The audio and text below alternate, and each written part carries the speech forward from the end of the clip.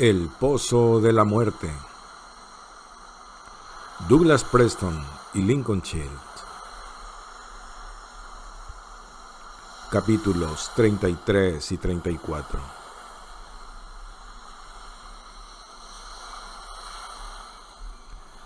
El desván estaba poco más o menos como Hatch lo recordaba, lleno de los trastos que junta una familia a lo largo de muchas décadas. Las claraboyas dejaban pasar la débil luz de la tarde, que quedaba rápidamente neutralizada por los viejos y oscuros muebles.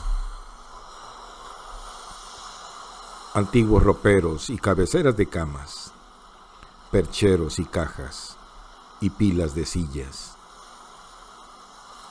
Cuando Hatch trepó el último escalón y pisó las gastadas maderas del suelo, el polvo, el calor y el olor a naftalina le trajeron un punzante recuerdo, el de sus juegos al escondite con su hermano, mientras la lluvia tamborileaba ruidosa en el tejado.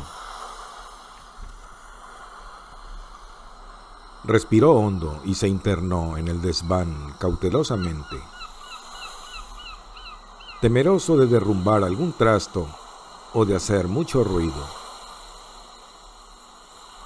En cierta forma, este depósito de recuerdos era ahora un lugar sagrado, y se sentía poco menos que como un saqueador que viola un santuario. Los trabajos de medición y reconocimiento del pozo de agua habían concluido, y por la tarde un inspector de la compañía de seguros haría una visita a la isla, de modo que Neidelman no había tenido más remedio que interrumpir mediodía de la actividad. Malin había aprovechado la oportunidad para ir a casa a comer y quizá hacer un poco de trabajo de investigación. Recordaba que en algún lugar había un gran libro ilustrado, Las grandes catedrales de Europa, que había pertenecido a una de sus tías abuelas. Con un poco de suerte lo encontraría entre las cajas de libros que su madre había guardado en el desván. Quería reflexionar a solas para comprender un poco mejor lo que significaba el descubrimiento de Saint John. Se abrió paso entre los trastos y se golpeó una pantorrilla contra una mesa de billar y estuvo a punto de hacer caer un viejo tocadiscos precariamente situado sobre una caja llena de antiguos discos de piedra. Acomodó cuidadosamente el tocadiscos y luego le echó un vistazo a los discos, bailando en el Ritz, el vals de los estudiantes, Bing Crosby y las Andrews Sisters. Hatch recordaba que su padre ponía los discos en las tardes de verano, y las pegadizas canciones de antiguas comedias musicales se oían en el patio de la casa y hasta en la playa de Guijarros. En la media luz del desván vio también la gran cabecera de madera de arce labrada de la cama de sus padres, apoyada contra una pared. Se la había regalado su bisabuelo o su bisabuela el día de su boda. Un regalo interesante, pensó Hatch. Y junto a la cabecera había un antiguo armario, y detrás estaban las cajas de libros, apiladas tal como las había puesto él y Johnny, siguiendo las instrucciones de su madre. Hatch trató de hacer a un lado el armario, pero no consiguió moverlo más de 4 o 5 centímetros. Contempló el feo y sonido mueble victoriano, un trasto que estaba en la casa donde los 10 de su abuelo. Lo empujó con el hombro y consiguió moverlo unos 4 centímetros más. Era muy pesado. Quizá no estaba vacío. Hash suspiró y se secó el sudor de la frente. Las puertas superiores del armario estaban sin llave, y cuando las abrió revelaron el polvoriento y vacío interior. Hash probó los cajones de más abajo y descubrió que también estaban vacíos. Todos, menos el del fondo. Había una vieja camiseta, rota y desteñida, con el logo de Led Zeppelin. Claire se la había comprado en una excursión a Bar Harbor que hicieron cuando estaban en el instituto.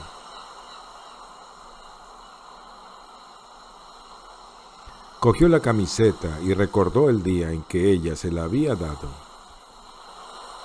Habían pasado 20 años y la camiseta era un trapo viejo. La dejó en su lugar. Claire había encontrado ahora la felicidad, o la había perdido, según a quien se le preguntara. Un último intento. Cogió el armario y lo empujó hacia adelante y hacia atrás.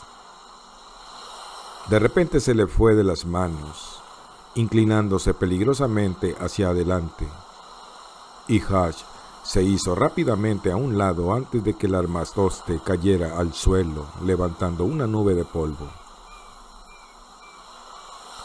Hash se agachó y examinó el desastre. La parte trasera del armario se había partido en 2 lugares, revelando un estrecho escondrijo. Y adentro, escondidos entre los tableros de caoba, había recortes de periódicos y páginas amarillentas y quebradizas, cubiertas con una enrevesada escritura.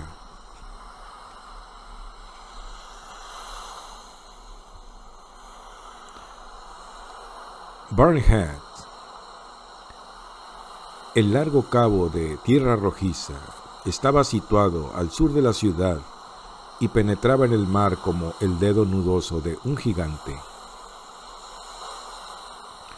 Uno de los lados del promontorio, los acantilados descendían cubiertos de malezas y arbustos hasta formar la cala llamada Squakers. Los senderos y escondrijos a la sombra del faro eran conocidos como Squakers Glen y eran una especie de sendero del amor para los estudiantes del instituto de Stonehaven, donde muchos habían perdido la virginidad. Mellin Hash había sido uno de ellos, hacía ya más de 20 años. Hash recorría ahora los boscosos senderos, sin saber muy bien qué le había impulsado a volver a aquel lugar.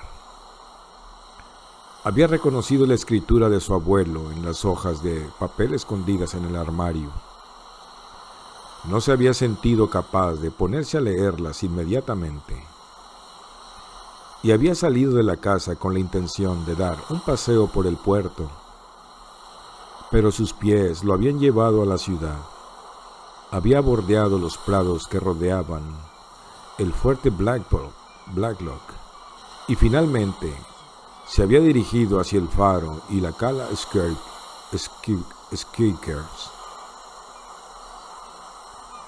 Se internó por uno de los senderos. Una delgada línea negra penetraba entre la espesa vegetación.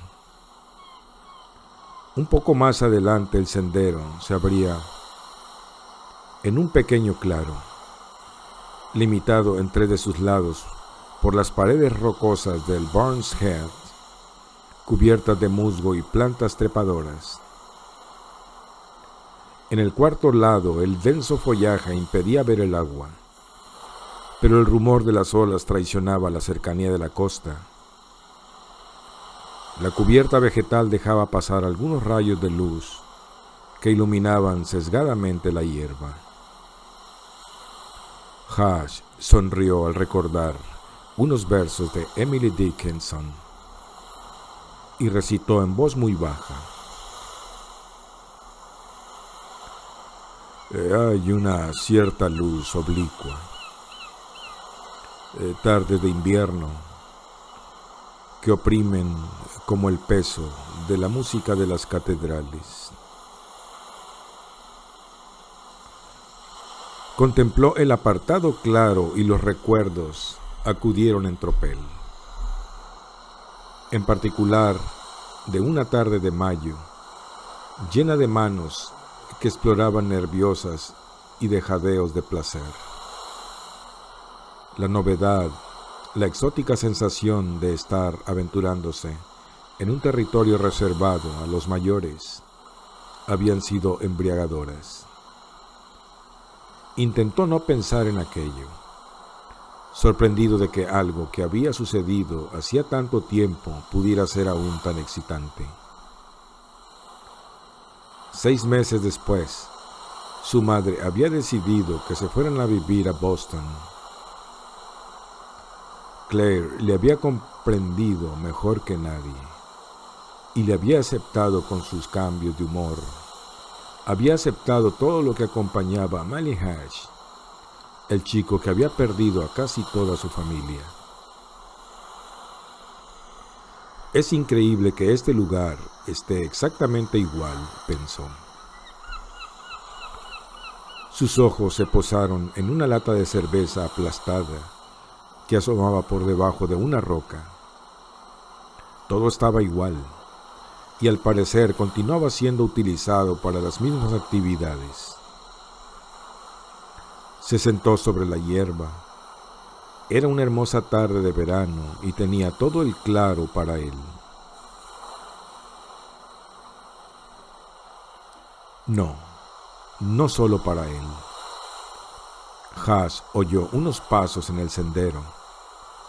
Se volvió y vio, sorprendido, que era Claire. Ella se paró en seco y se ruborizó.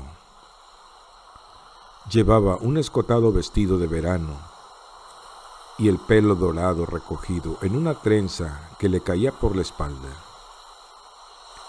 Vaciló un instante y luego siguió adelante con paso decidido. «Hola», la saludó él, poniéndose de pie. «Es una suerte encontrarte en un día tan bonito».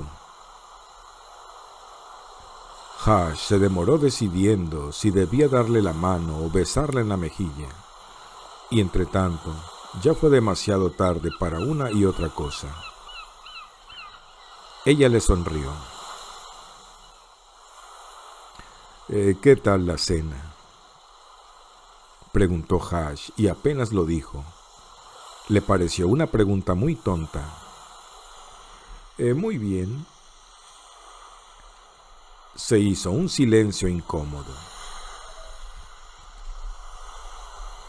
«Lo siento, tú seguramente querías estar solo y yo estoy invadiendo tu intimidad», dijo Claire y se volvió para marcharse. «Espera», exclamó él en voz más alta de lo que había querido. «No tienes que irte». No pensaba en nada importante, solo estaba distraído, nada más. Además, me encantaría charlar contigo. Claire miró nerviosa alrededor. «Ya sabes cómo son las ciudades pequeñas. Si alguien nos ve aquí, pensarán que no nos verá nadie. Estamos en Skikers Glen. ¿Te acuerdas?». Hash volvió a sentarse y le indicó que se sentara junto a él. Claire lo hizo y se arregló el vestido con un gesto que Hatch recordaba muy bien. Es curioso que, de todos los lugares posibles, nos encontráramos aquí, dijo él. Ella asintió. Me acuerdo cuando te adornaste la cabeza con hojas de roble y te subiste a aquella piedra a recitar poetas griegos. Hatch se sintió tentado de mencionar otras cosas que él recordaba. Y ahora que soy un viejo matasanos, mezclo metáforas médicas con poesías herméticas. ¿Cuánto hace de aquello? ¿25 años? Preguntó Claire. Sí, año más, año menos. ¿Y qué has hecho en todo este tiempo? Bueno, cuando terminé el bachillerato pensaba ir a la universidad en Orono, pero conocí a Woody y nos casamos. No tenemos hijos. Eso es todo. Terminó encogiéndose de hombros. ¿No habéis tenido hijos? Se extrañó Hatch. Cuando estaban en el instituto, Claire ya hablaba de su deseo de ser madre. No, Woody no produce suficientes espermatozoides, respondió ella con tono flemático. Se quedaron callados. Y entonces él, por alguna razón, y un tanto horrorizado de sí mismo, sintió un incontenible deseo de reír ante el inesperado rumbo que había tomado la conversación. Intentó contenerse, pero estalló en una carcajada y siguió riendo hasta que el pecho comenzó a dolerle y le lagrimearon los ojos. Y advirtió que Claire reía tanto como él.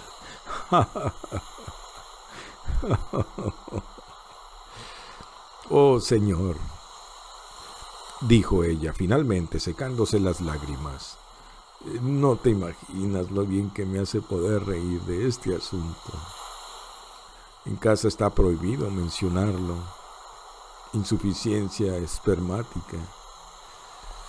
Y los dos rieron de nuevo a carcajadas.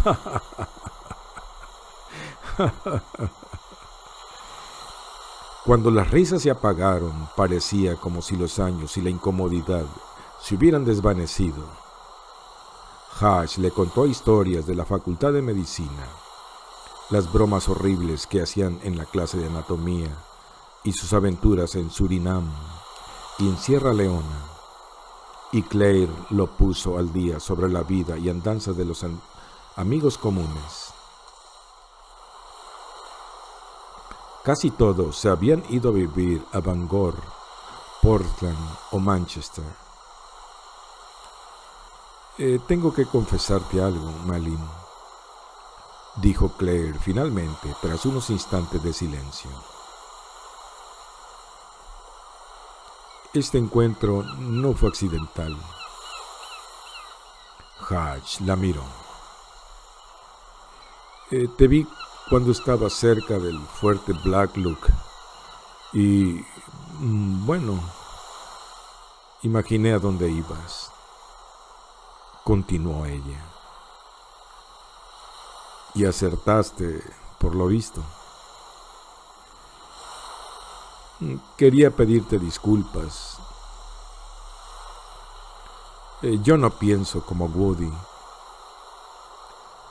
Sé que tú no estás en esto por el dinero y quería decírtelo. Y espero que tengas éxito.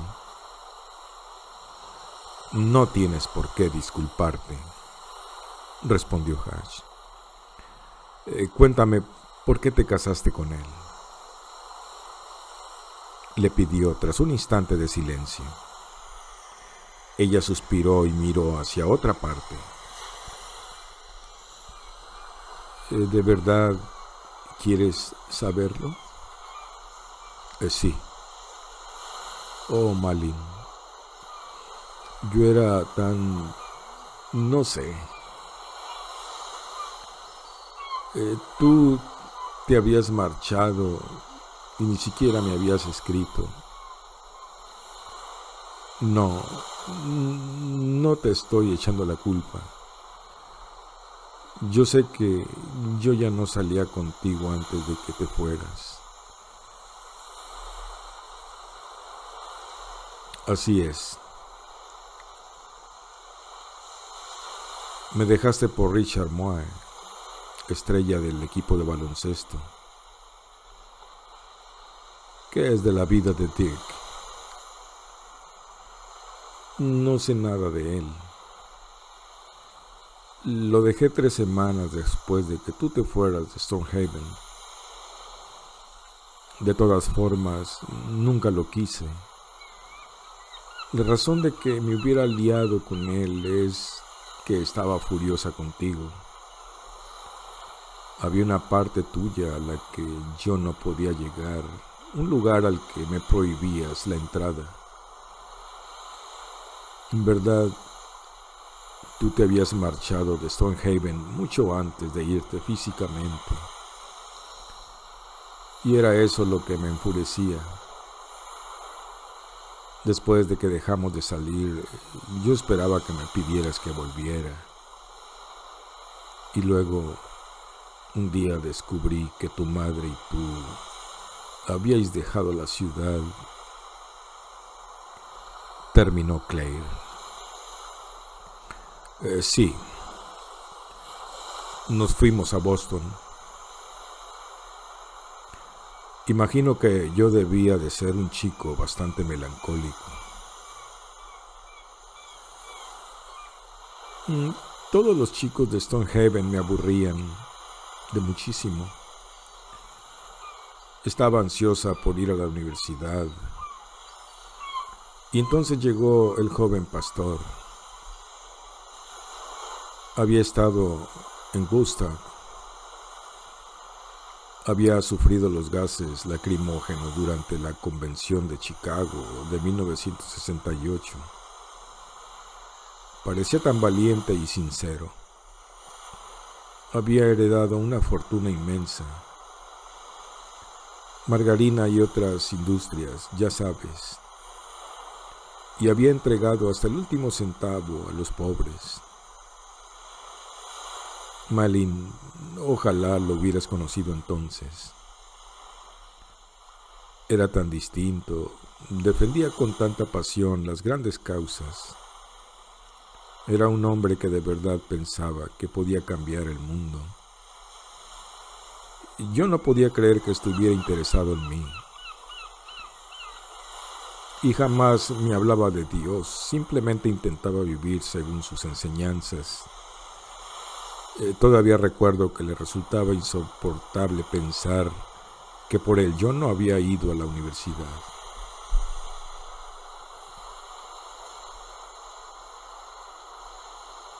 Insistió en que estudiara en la universidad a distancia. Es el único hombre que he conocido que jamás dice una mentira, aunque la verdad pueda herir. ¿Qué ha pasado entonces? Claire suspiró y apoyó la barbilla en las rodillas. No lo sé muy bien. Es como si Woody se hubiera empequeñecido con los años. Las pequeñas ciudades pueden ser letales, Malin, sobre todo para un hombre como él.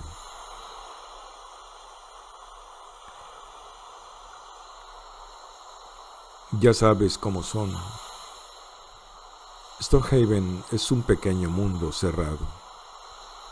Aquí a nadie le ha importado nunca la política, ni la proliferación de armas nucleares o que los niños de Biafra se murieran de hambre.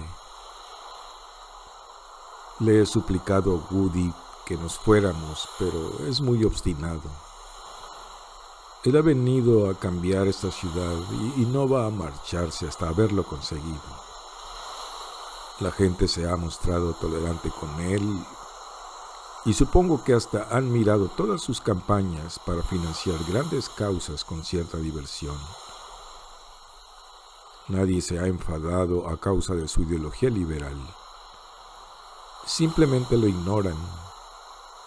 Y eso ha sido lo peor para él, sentirse cortésmente ignorado. Se ha vuelto más y más. Claire hizo una pausa, como buscando la palabra justa. No sé exactamente cómo decirlo. Se ha vuelto cada vez más rígido y moralista, incluso en casa. Nunca aprendió a tomarse las cosas con un poco de humor. Y vivir sin sentido del humor es muy difícil. Bueno, el humor de Mine es algo difícil de comprender para alguien de otro lugar, dijo Hatch, comprensivo. No, Malin. Él carece de sentido del humor, literalmente. Woody jamás se ríe. Nada le parece divertido. Simplemente no lo entiende. No sé a qué se debe, si a su educación o a sus genes o a otra causa. No hablamos de eso en casa.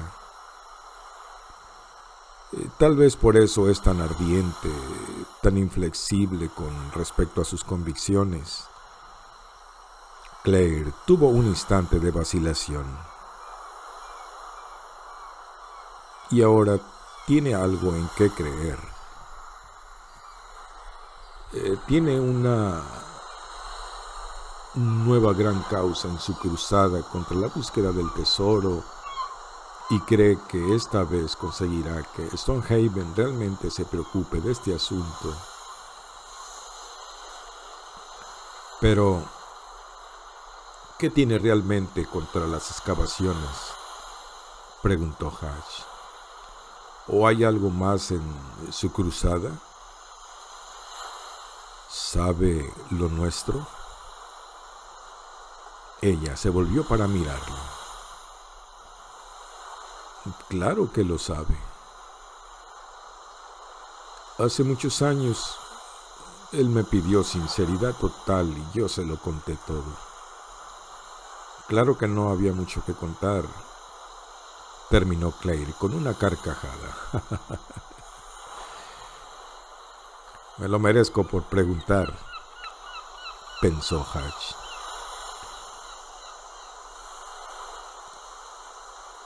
Muy bien, será mejor que tu marido comience a buscar otra causa porque nosotros ya estamos en el tramo final.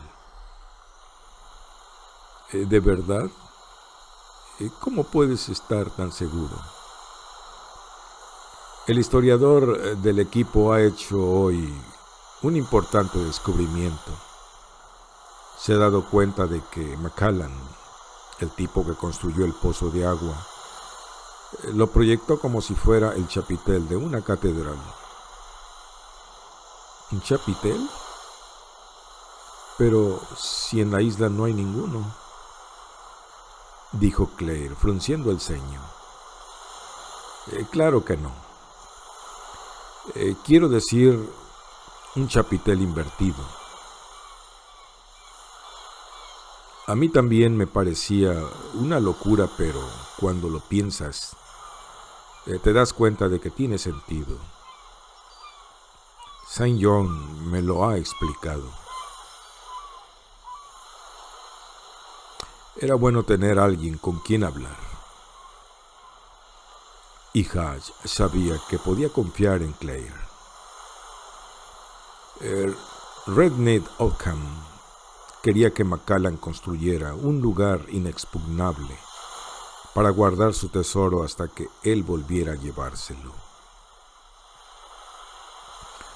¿Y cómo iba a sacarlo de allí si el lugar es inexpugnable? Por una puerta trasera secreta. Pero Macallan tenía otras ideas. Para vengarse por haber sido secuestrado, proyectó el pozo de agua, de tal modo que ni siquiera Red Ned podría llevarse el tesoro. Dispuso todo para que Red Ned muriera si intentaba recuperar su botín. Pero el pirata murió antes de poder volver a la isla, y desde entonces el pozo de agua ha resistido todos los ataques. Pero nosotros estamos usando tecnología que Macallan ni siquiera podía imaginar. Y ahora que lo hemos vaciado, hemos podido ver con exactitud cómo fue construido. Macallan era un constructor de iglesias. Y como tú sabes, las iglesias tienen un complicado sistema de soportes, hecho con vigas y puntales por fuera y por dentro, para evitar que se derrumben, ¿verdad? Bien, Macallan invirtió el esquema y lo utilizó como soporte durante la construcción del pozo. Después, cuando lo estaban llenando, quitó en secreto las vigas más importantes. Ninguno de los piratas podía darse cuenta de que algo no estaba bien. Si Johan hubiera regresado, habría reconstruido el dique, clausurado los túneles por donde entraba el agua del mar al pozo, y luego lo habría vaciado para recuperar su tesoro. Y entonces el pozo se le habría desmoronado encima. Esa era la trampa que aguardaba a Johan. Pero nosotros, reponiendo los refuerzos que quitó Macallan, similares a los que necesitaría la torre de una catedral, podemos hacer que el pozo sea un lugar seguro y sacar el tesoro sin peligro. Eso es increíble, dijo Claire. Sí que lo es. ¿Y por qué entonces no estás más alegre? ¿Es tan evidente?, dijo Hash y sonrió. A pesar de todo lo que ha sucedido, creo que mis sentimientos con respecto al proyecto aún son ambivalentes. El oro, o mejor dicho, la fascinación que provoca, hace que la gente actúe de manera muy extrañas. Y yo no soy la excepción. Me digo que he aceptado participar en esto para averiguar qué le sucedió a Johnny. He pensado crear con mi parte del tesoro una fundación en memoria de mi hermano. Pero en más de una ocasión me he encontrado pensando en las cosas que podría hacer con todo ese dinero. Pero eso es muy normal, Malin. Quizá, pero aún así no está bien. Tu marido lo dio todo a los pobres, ¿no es verdad? Ay, suspiro. Después de todo, él quizá tenga razón con respecto a mí.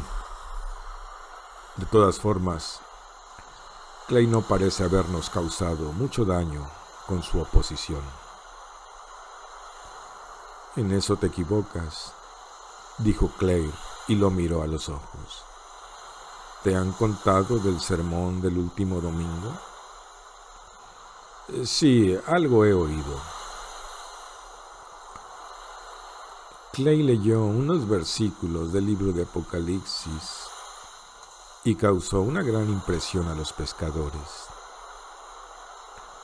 ¿Te contaron que llevó a la iglesia la piedra de la maldición? No, respondió Haas, frunciendo el entrecejo. Dijo también que el tesoro valía $2,000 millones y que tú les habías mentido diciendo que su valor era mucho menor. ¿Es verdad que le has mentido, Malin? Hash se interrumpió. No sabía si estaba furioso con Clay o consigo mismo.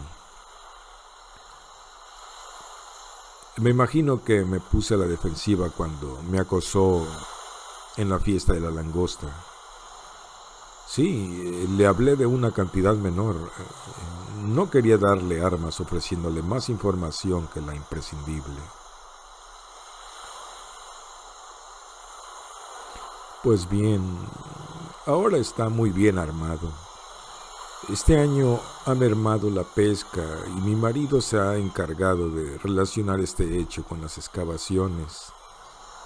Finalmente, ha encontrado la causa que buscó durante 20 años y ha conseguido dividir a la gente de Stonehaven en 2 bandos. Claire, las capturas disminuyen de año en año.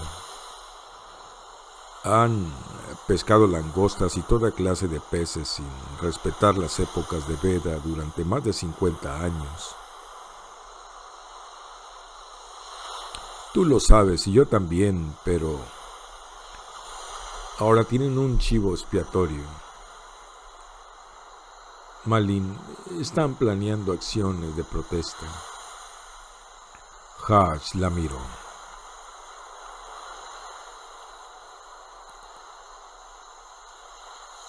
No conozco los detalles, pero nunca había visto tan exaltado a Buddy. Y todos se han acelerado en los últimos 2 días. Ha conseguido unir a todos los pescadores y están planeando algo grande. ¿No puedes averiguar algo más? Claire se quedó callada y miró al suelo. Ya te he dicho todo lo que sé, dijo después de un momento. No me pidas que expíe a mi marido. Lo siento, no quería decir eso, dijo él. Ya sabes que no haría una cosa así. De repente, Claire se cubrió la cara con las manos. Tú no lo entiendes, exclamó. Oh, Malin, si yo pudiera... Sus hombros se estremecieron cuando se echó a llorar. Malin la abrazó con suavidad y apoyó la cabeza de ella en su hombro. Lo siento, murmuró ella. Me estoy comportando como una niña. Shh, susurró Malin dándole palmaditas en los hombros. Claire dejó de sollozar poco a poco y él percibió la fresca fragancia de su cabello y sintió su cálido aliento a través de la tela de la camisa. La mejilla de ella era muy suave contra la suya, y cuando ella murmuró algo que él no alcanzó a comprender, advirtió que la caliente humedad de una lágrima rozaba sus labios, y cuando ella volvió la cabeza, la echó hacia atrás y le rozó los labios. Él la besó suavemente. Sintió la suave línea de sus labios, la suavidad de su piel. Volvió a besarla, esta vez con más ímpetu. Y de repente, sus bocas estaban selladas una contra la otra, y las manos de ella se hundían en el pelo de él. El extraño ruido de las rompientes, la tibieza del claro, parecieron disolverse en la nada. En el mundo solo estaban ellos dos. El corazón de Hash palpitó con fuerza cuando introdujo su lengua en la boca de Claire y ella se la lamió.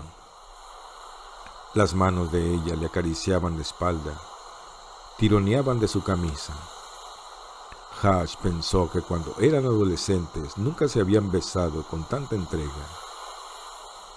¿O era que entonces no sabían cómo hacerlo? Se inclinó ávido sobre ella y con una mano le acarició el vello de la nuca mientras deslizaba la otra por la curva del pecho hasta la cintura y las rodillas entreabiertas. Ella abrió las piernas y gimió. Hush sintió la leve humedad de sus curvas. Un olor a almizcle se mezcló con el aroma a manzanas. De repente, ella se apartó. «No, Melin», dijo con voz ronca, y se puso de pie y se arregló la ropa. «Claire», comenzó él, y le tendió la mano, pero ella ya se marchaba. La miró alejarse a paso rápido por el sendero. Claire desapareció casi de inmediato entre la verde espesura. El corazón de Hush palpitaba con fuerza y por las venas le corría una incómoda mezcla de deseo, culpabilidad y adrenalina. ¿Un lío con la mujer del pastor? Stormhaven jamás lo toleraría. Acababa de hacer una de las mayores tonterías de su vida. Aquello había sido un error, el resultado de un instante de ofuscación. Con todo, cuando se levantó y se alejó por un sendero distinto al que había tomado Claire, Hush no podía dejar de pensar en lo que habría sucedido si ella no hubiera huido.